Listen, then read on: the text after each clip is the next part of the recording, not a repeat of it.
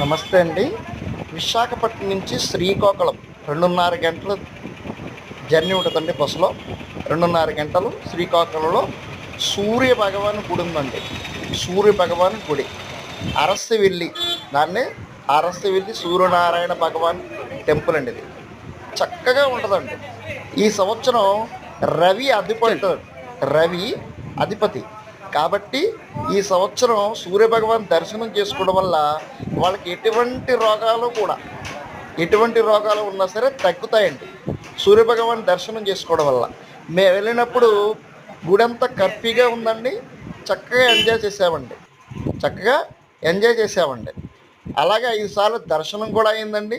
స్వామివారు చక్కగా దర్శనం ఇచ్చి ఆ చక్కటి ప్రాంతం అంతా అలా చక్కగా చూసి అక్కడ మధ్యాహ్నం అన్నదానం పెడుతున్నారండి. చక్కటి భోజనం చేసామండి.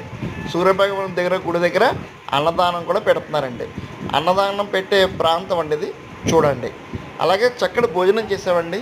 చక్కగా స్వామివారి దర్శనం కూడా చేసుకున్నామండి. చాలా చాలా బాగుందండి.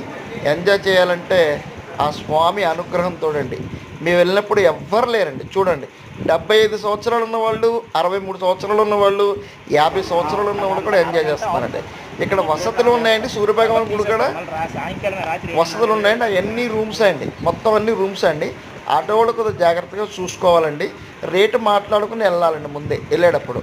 అక్కడి నుంచి శ్రీకుర్మం అని ఒకటి ఉందండి. 12 కిలోమీటర్ దగ్గరలో, 8 కిలోమీటర్ల నుంచి 12 కిలోమీటర్ మధ్యలో ఉంటుందండి శ్రీకుర్మం. మహావిష్ణువు తాబేలు అవతారం ఎత్తింది ఇక్కడే అండి, శ్రీకుర్మం అండి. చక్కగా ఈ గుడి కూడా చక్కగా చూసుకున్నామండి. స్వామివారి గుడి దర్శనం చేసుకున్నామండి. మేము తప్ప ఎవ్వరు లేరండి గుడిలో. ఏంటంటే ఏ గుడికి వెళ్ళినా సరే కర్ఫీ అంటే ఎవరు ఉండట్లేదండి. మరి ఆ దేవుడు అనుగ్రహమో ఏంటో అర్థం కాదండి. చక్కగా 2 సార్లు దర్శనం చేసుకున్నామండి. ఆ తాబేలతో కాసేపు చక్కటి పలుకులు పలికామండి. చక్కగా ఎంజాయ్ చేసామండి. కాసేపు ఆ ప్రాంతం అంతా చక్కగా దర్శనం చేసుకుని ఆ 2 గుళ్ళు చక్కగా చూసుకుని తిరుగు ప్రయాణం పెట్టామండి. చాలా చాలా బాగుందండి. ఈ ఆలయం ప్రాంతం కూడా చాలా బాగుందండి. లోపల పక్కన కూడా కూరేరు ఉందండి. చాలా బాగుందండి. అసలు ఎంజాయ్ అంటే అట్లేనండి. మేము గుళ్ళోకి వెళ్ళినప్పుడు జనాలు ఎవ్వరు లేరండి. మరి అదేంటో అర్థం కాదండి. నా మహిమో ఆ దేవుడి మహిమో తెలియదండి. చక్కగా ఎంజాయ్ అయితే చేసామండి. ఆ స్వామి కృప ఉంటేనే జరుగుతుందండి, లేకపోతే జరగదండి. దాన్ని అదృష్టం అంటారండి. ఒక్కసారి దర్శనం చేసుకోండి ఈ 2 టెంపుల్స్ని.